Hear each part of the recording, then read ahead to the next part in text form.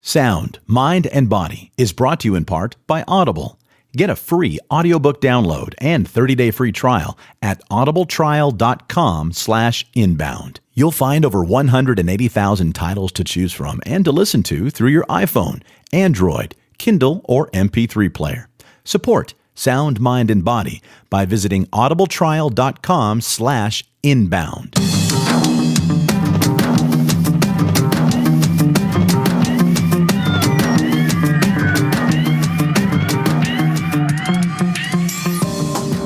Hello, and welcome to Sound, Mind, and Body, a podcast where we talk about different ways to stay healthy, balanced, and well of mind, body, and spirit in today's crazy world with a dash of woo-woo.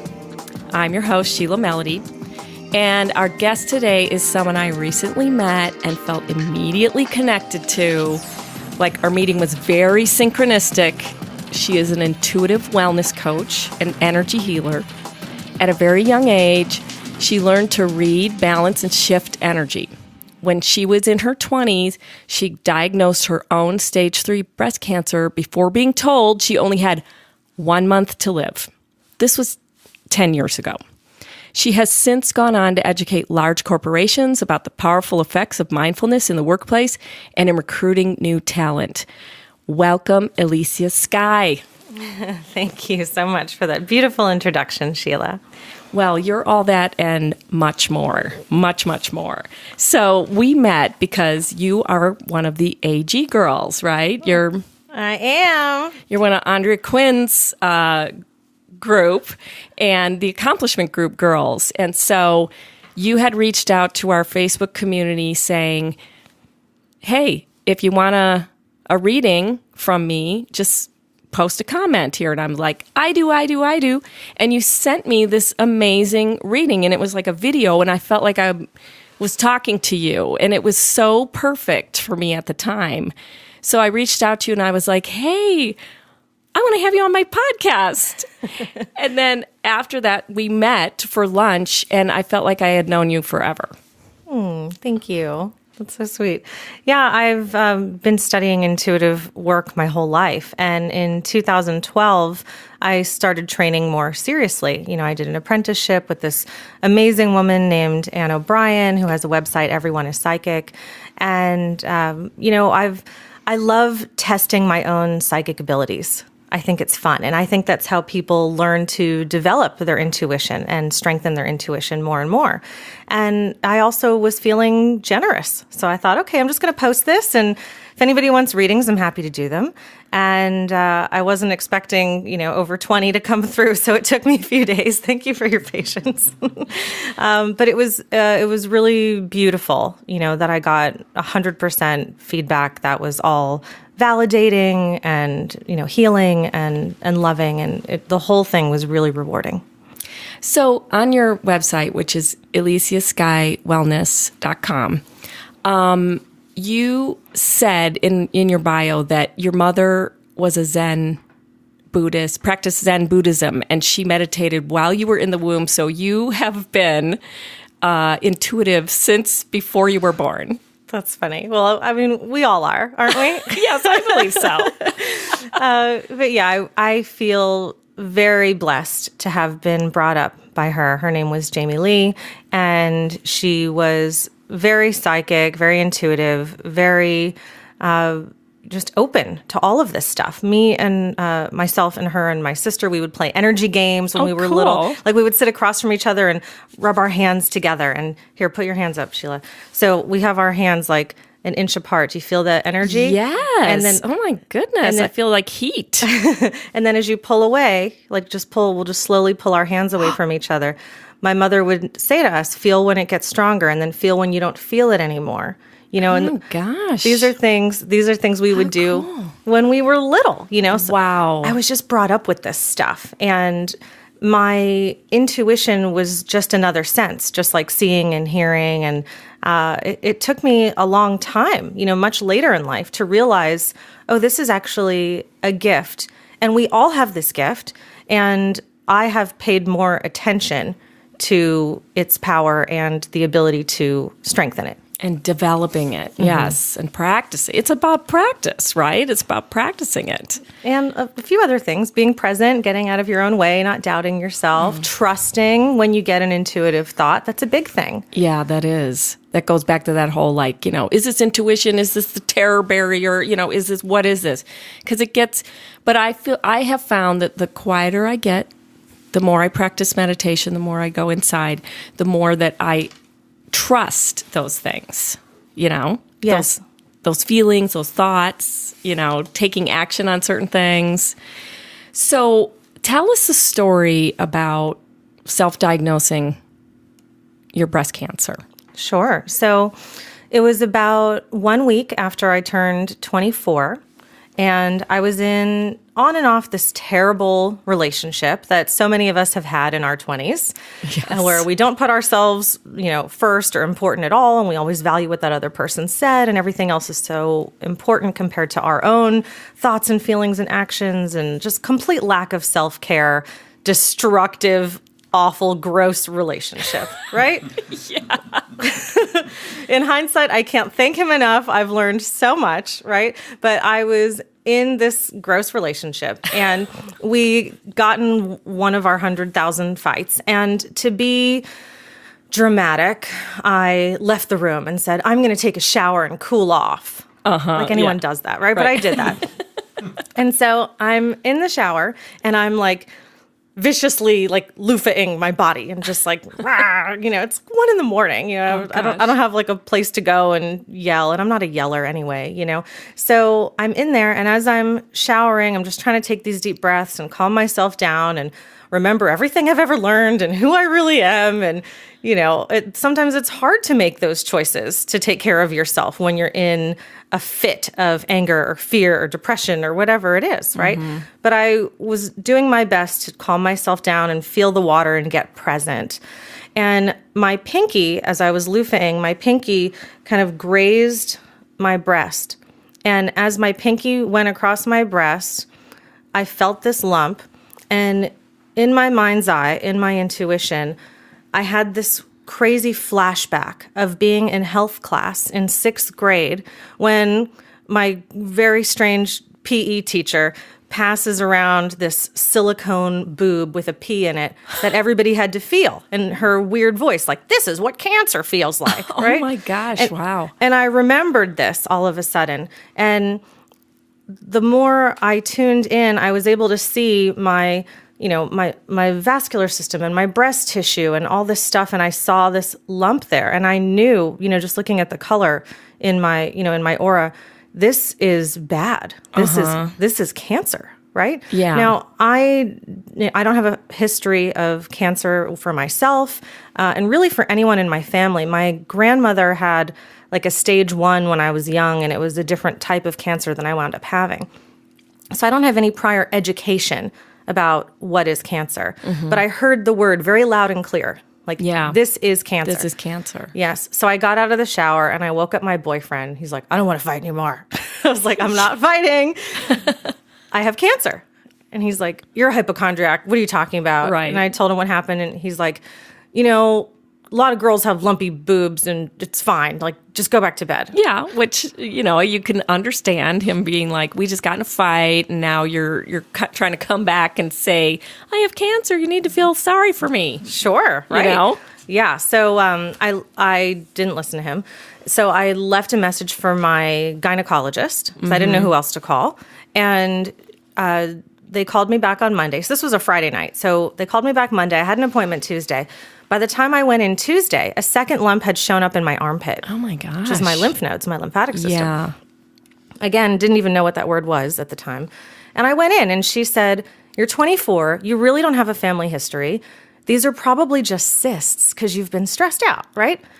So let's just let it go and we'll see what happens. And, if you're not feeling any pain and it's not tender and nothing's really changed, don't worry about it. So she didn't even recommend that you do a biopsy or anything? No. Oh my gosh. She's like, you're 20, you're young, right? Yeah. This isn't a thing. This was 2005, right? Right. So this is almost 13 years ago. It wasn't as common. Nowadays, you hear about women in their 30s and even 20s and younger getting cancer. Back then, it was so unheard of. Right. And social media wasn't as big of a thing either.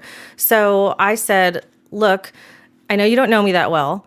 I'm a little woo-woo, in my own words. Yes. I know that I have cancer. And I'm not a hypochondriac. Like, I'm not that person that thinks I'm sick all the time. Right. I hadn't been to the hospital since I was a baby, you know? Right. So I said, I would like a biopsy and a mammogram. And she said, well, you know, your insurance is probably going to deny you because of your age. And remember, this is like a really messed up time in our healthcare system, too. Not that it's that much better. That's a whole nother podcast. Yeah, right. So I said, okay, well, I have decent credit. I'm going to take my American Express and I'm going to go to Tower Hematology and the Beverly Hills Women's Center and I'm going to go get checked, right? So she said, okay, you know, she's like, I'll write you whatever referral you need, but you're going to spend a lot of money. So I go over to Tower and, you know, it was like I was buying a purse. I put my credit card down. It's like, I would like a biopsy and a mammogram, please. Oh my gosh. And I'm in there. Seriously, it looked like I was someone's granddaughter. Everyone that was in there was older. So much older. Yeah. And they're looking at me like, whoa, what's going on with that girl, right? But they weren't going to deny my money. So I went in, I did everything. And it turns out I had stage 3 breast cancer. Oh my gosh. In my right breast and in my lymph nodes. And it was very aggressive. And by the time... when you're younger, it's very aggressive, right? It is, because cancer likes fresh, healthy cells. Right. You know, it does tend to progress slower in the elderly. But in a young body like ours... it can go really fast. It's loving it, right? Yeah. They're just like cells multiplying like crazy. They've got this awesome environment. So...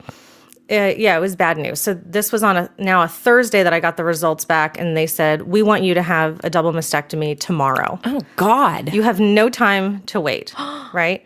And I said, well, I'm in a play. I'm in A Midsummer Night's Dream in Palm Springs. It's closing this weekend. I'll have my surgery Monday. Thank you. Gosh. Which I You're did. Kidding. A lot of people would have just like totally... you're very calm about it. Well, you know, it's Like funny. you were knowing about it. I was knowing. I knew that I wasn't going to die Monday. Yeah. They're like, you have a month. Great. I definitely have a weekend if I have a whole month, right? If I have a month, I'm doing the play. I'm having my moment.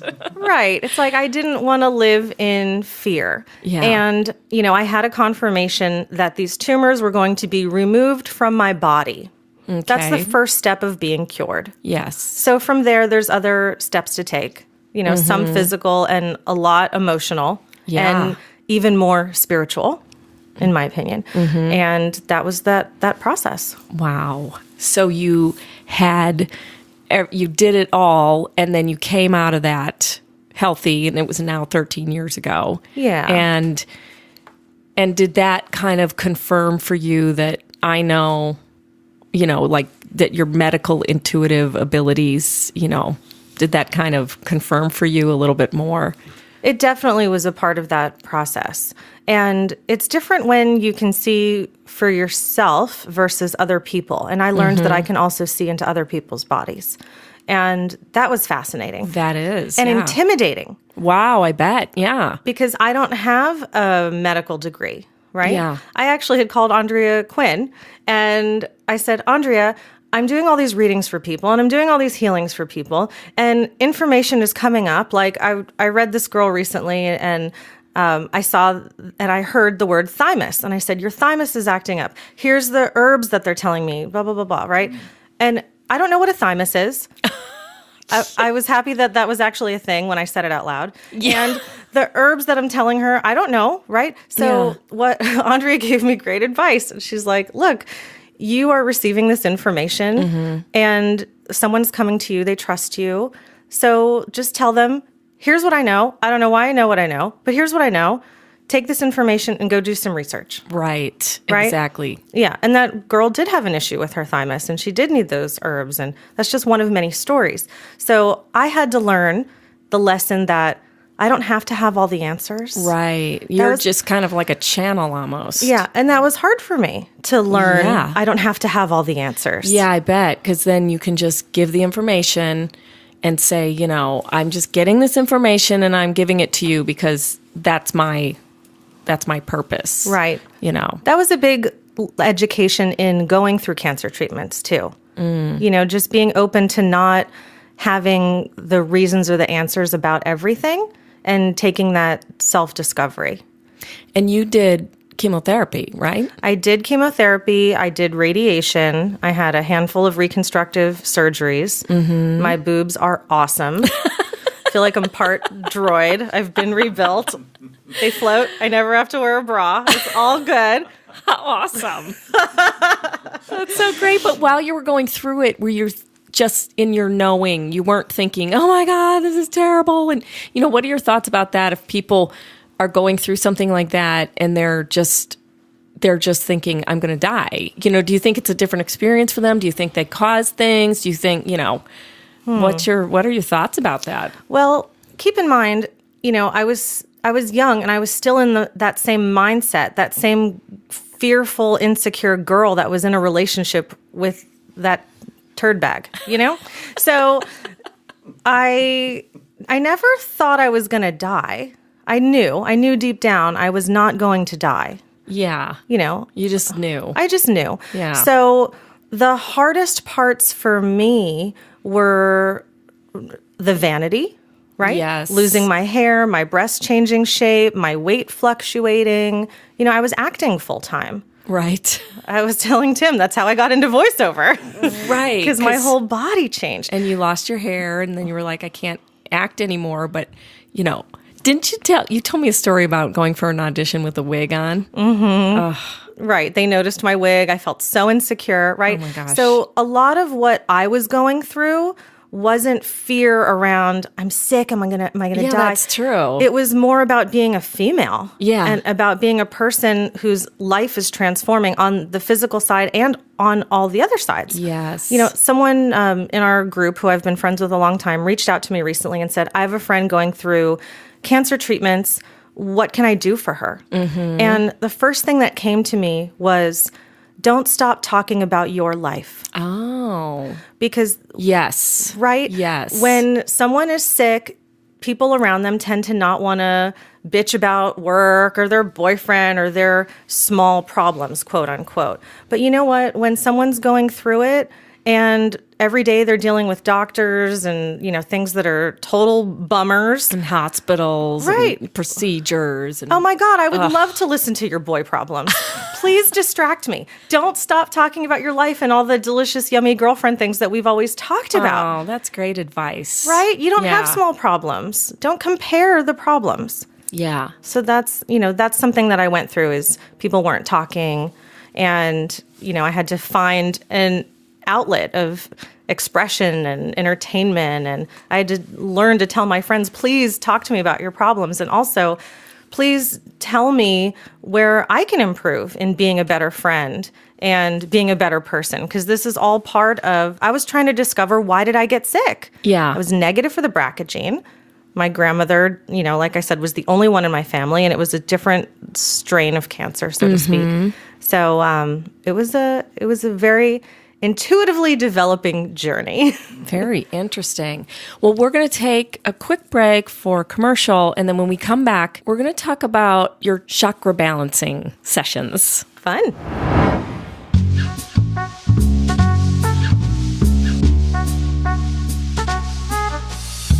On the next episode of Sound, Mind, and Body, I talk to an advanced Akashic reader, an Akashic breathwork practitioner, and a sound therapy practitioner, Krista Rauschenberg. Trauma stored in our body doesn't respond to thought. We can't think it away. It responds to breath, it responds to touch, and it responds to play. So the breath is a very effective tool to kind of get into our nervous system, get into our energetic body, and release this trauma, negative energy, grief, whatever we're storing, whatever we're holding, whatever we're suppressing. And it does liberate all of this energetic kind of waste that we hold. That's next week on Sound, Mind, and Body.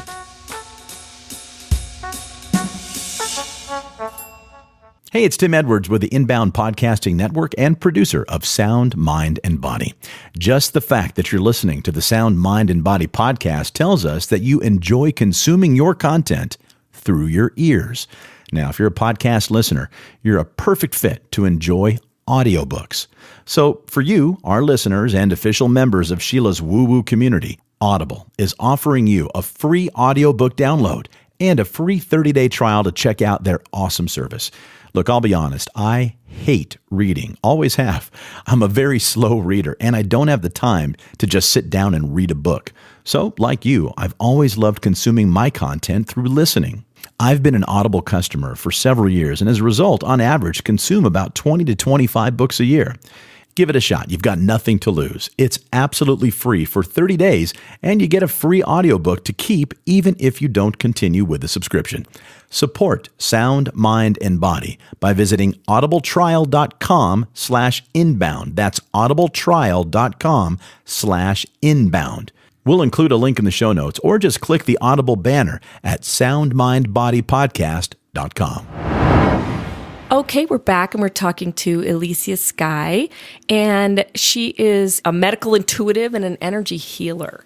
So what I wanted to talk to you a little bit more about, Elysia, is chakras.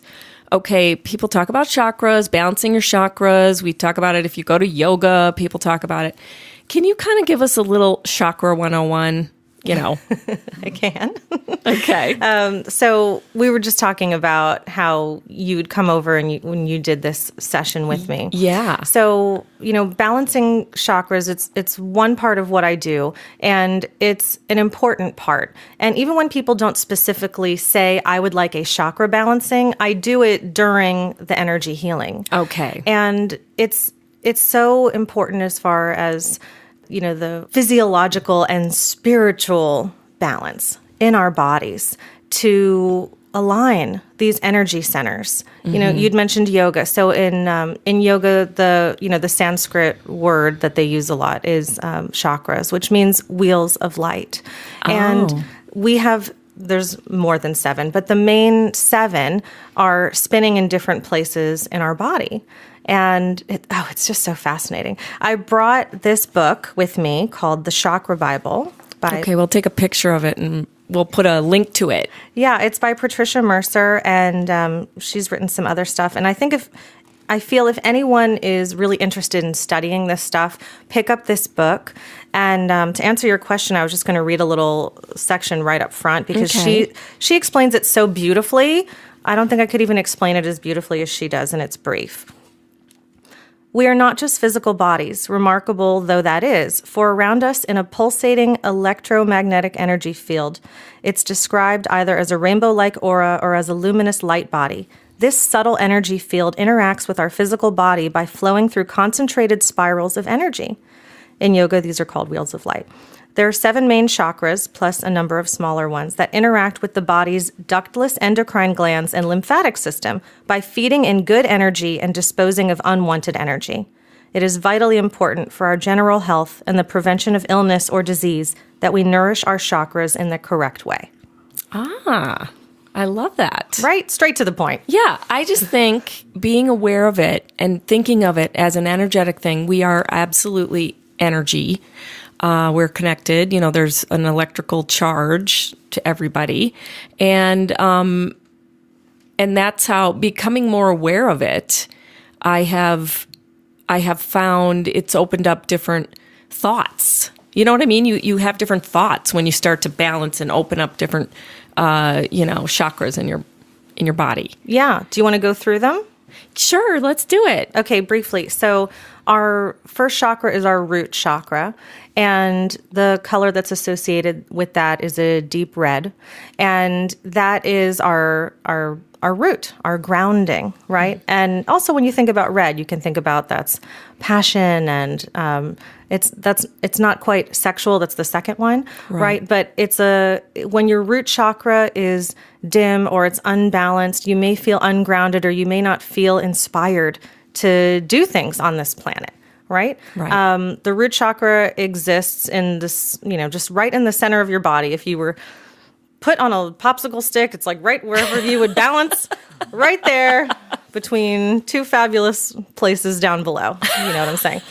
Okay, this is the PG-13 chakra 101. Yes. Okay, your second chakra it's looked at in an orange hue, in an orange light, and that is where, for women, that's where the womb is. That's where creative energy is. That's where sexual energy is. So if you're feeling like, let's say you're in a relationship and you're just not motivated to have sex and there's some other things going on with you, that is one that we might want to amp up and balance. It might be imbalanced, right? Or if you're trying to increase your sex life or that, your libido, bring in more orange into your life. In addition, the colors are a big part of it, especially in the work that I do. And I bring in crystals of those colors to help really bring that energy forward. And also going back to creativity, So if you're feeling like your creativity needs to be inspired, or you're having a lack of creativity in whatever it is that you do or want to do, that's a balancing center there. Okay, your third chakra is yellow, and that's your power. That's your center. And that's a big one for a lot of people in the United States, not just in LA where we live, and there's things that can drain that power, like overstimulating with coffee, or, you're going, you're not sleeping enough, or you're stressed out. Anytime you feel like you're just powerless, that you're fatigued and drained, there's other things that can be associated with, like, adrenals and thyroid and all sorts of other stuff. But to tune in, to just bring in yellow, imagine that bright, beautiful golden light yellow just around your center. One thing I said to you in our session is just by acknowledging our chakras, they're so excited, right? Yeah. They just start lighting up and they balance themselves and they're illuminated and they're like, oh, wow, she hasn't paid attention to me in a while. Yes. Right? Yeah. And it's not just in the front of our body. There were a couple chakras I hadn't paid attention to. We won't say which ones. That's fine.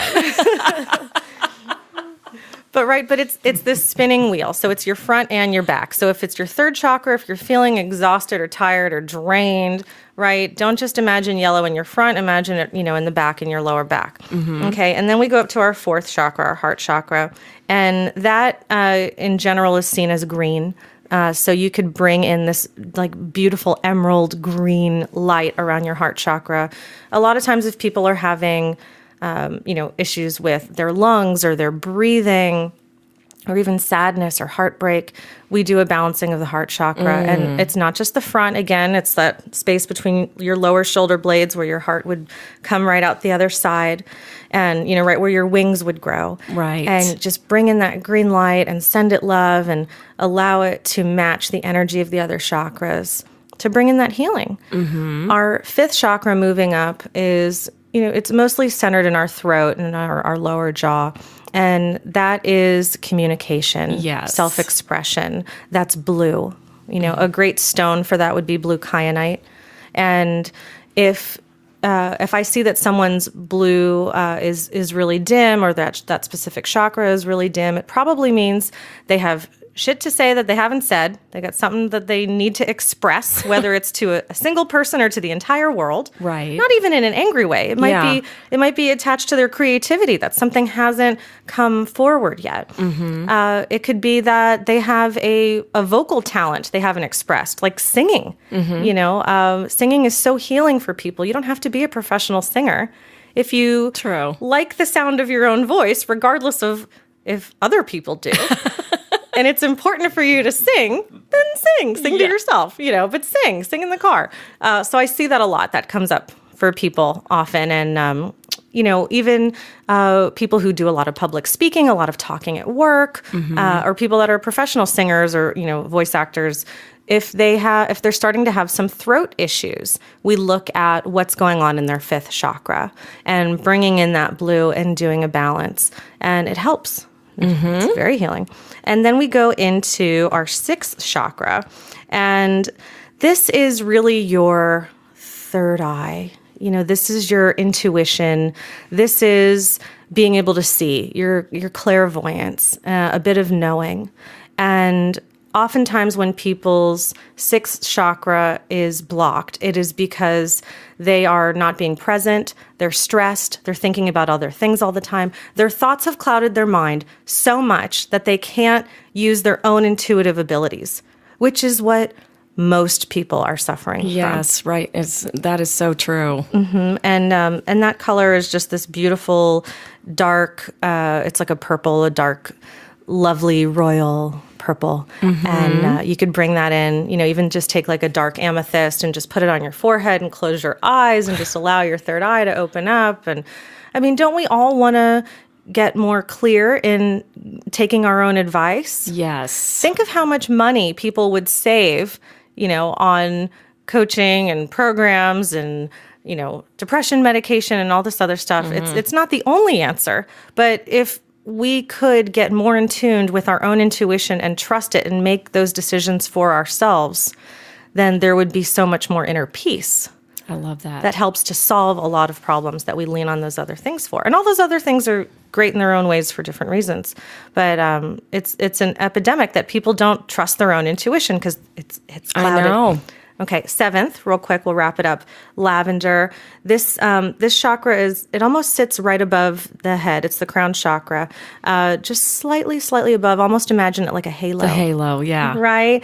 This is our knowing, our receiving, our information from our higher selves, God, the universe, whatever you want to call it, right? Mm-hmm. So imagine if the sixth is blocked, where you're not interpreting, how are you going to hear from above? Yeah. Right? The channel is blocked. The whole thing is, yes. This is a very spiritual chakra.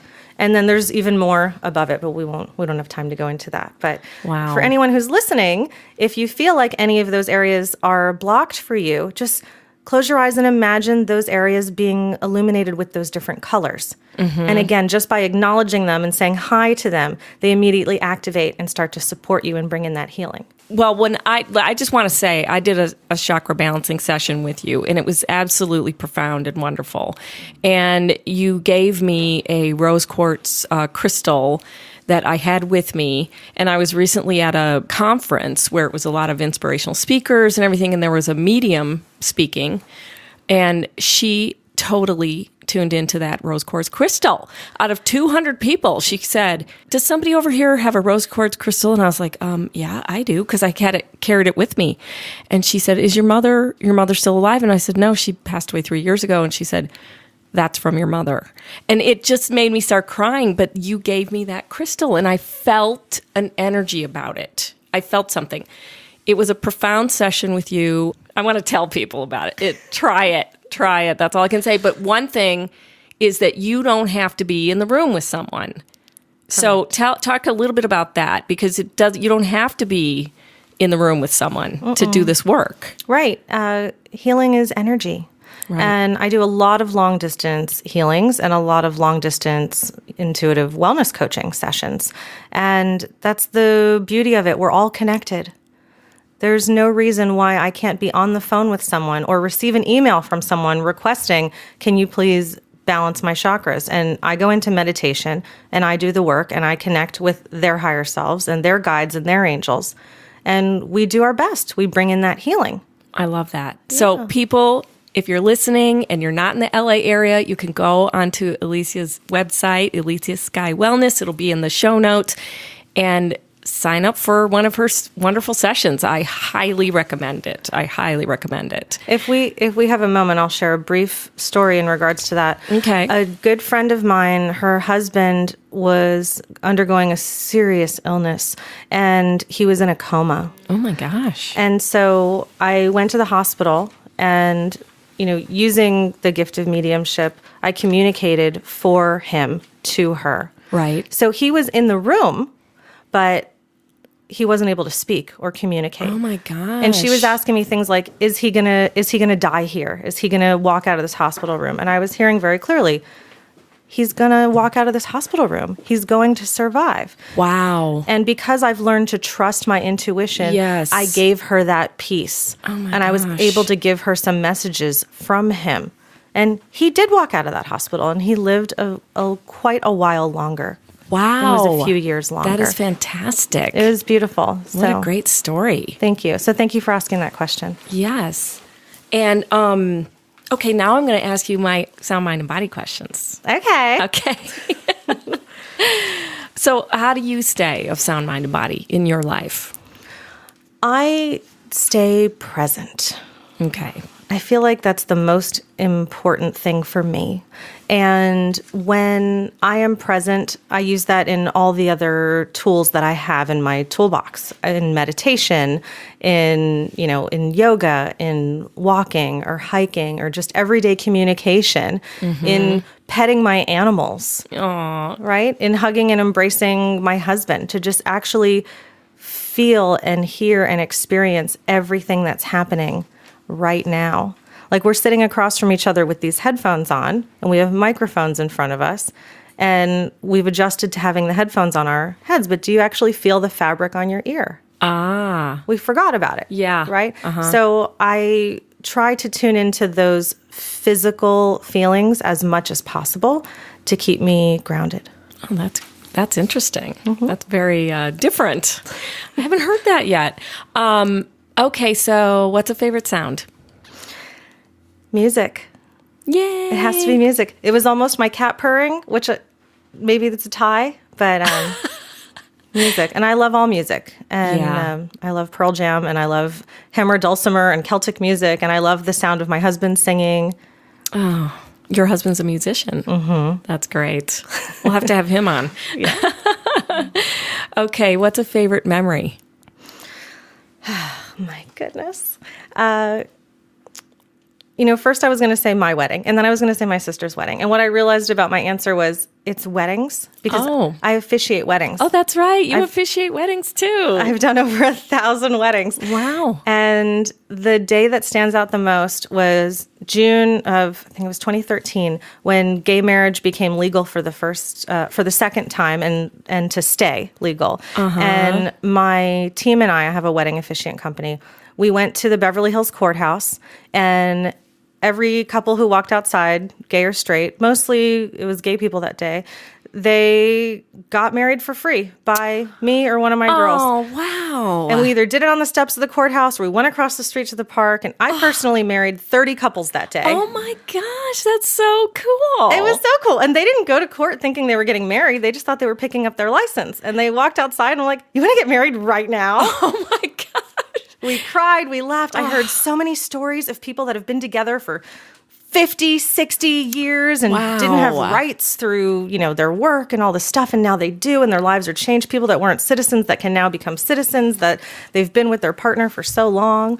So it was just magic. That is amazing. That is so amazing.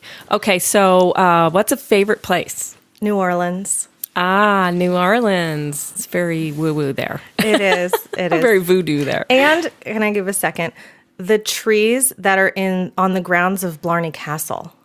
And I love a lot of castles. Where's Blarney Castle? In Ireland. Ah. So if you actually go there, and people go to kiss the Blarney Stone and stuff, but if you take a walk on the grounds, you'll see all these trees that are in these organized rows. My Virgo rising just loves it. And it's dark even when it's light out, and it's so romantic and ethereal and beautiful. Oh my gosh, that's super cool. I want to look that up now. It's very cool. I want to look that up. Well, okay, final one. This might be a really interesting, but what's the most woo-woo thing you've ever done? I've done it all. I feel like sure you have. And I love, if I haven't done it all, I want to do it all, right?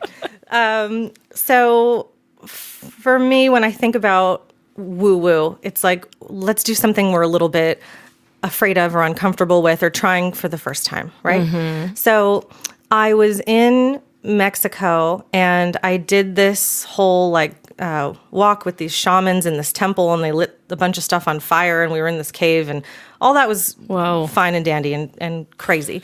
But then they fed us afterwards, and we're in 20 miles deep into this Mayan jungle, and this family is feeding us, and a tarantula walks across the ground. Oh my God. And this isn't anybody's pet. This is just a Mayan jungle tarantula, big old fat hairy spider. And one of the people that lives on the ground put his hand down and it crawled up his arm. And, the Americans that were there, including myself, were all like, oh my God. Freaking out. Is that your pet? Do you know that spider? No, it's just like a Do spider. you know that spider? Right? And so everybody was freaking out. And I went up to him and I said, how come it's not biting you? And he said, because I'm not afraid. Oh my gosh. So I put my hand on his shoulder. No. And the spider crawled onto my hand and I watched it just walk up my arm, right? And it's hot as shit in the jungle in the summer. And, I'm just wearing a tank top on my bare arm. And this spider's just walking and just looking at me. God. And I was just loving him. I was just blasting him with love instead of fear. And, he just like sat on my shoulder and hung out. And I looked at everybody and I'm like, anyone else? Anybody want to try? They're like, no, girl, you're batshit crazy. I was like, am I or am I just not afraid? Wow. He explained very clearly what the difference is.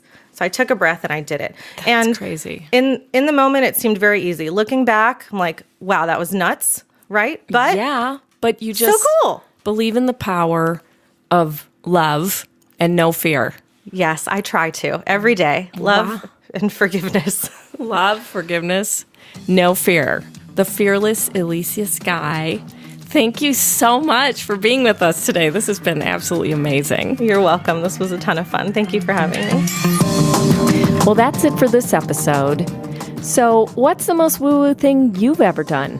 Let us know. Send us an email or a voice memo to podcast@soundmindbodypodcast.com.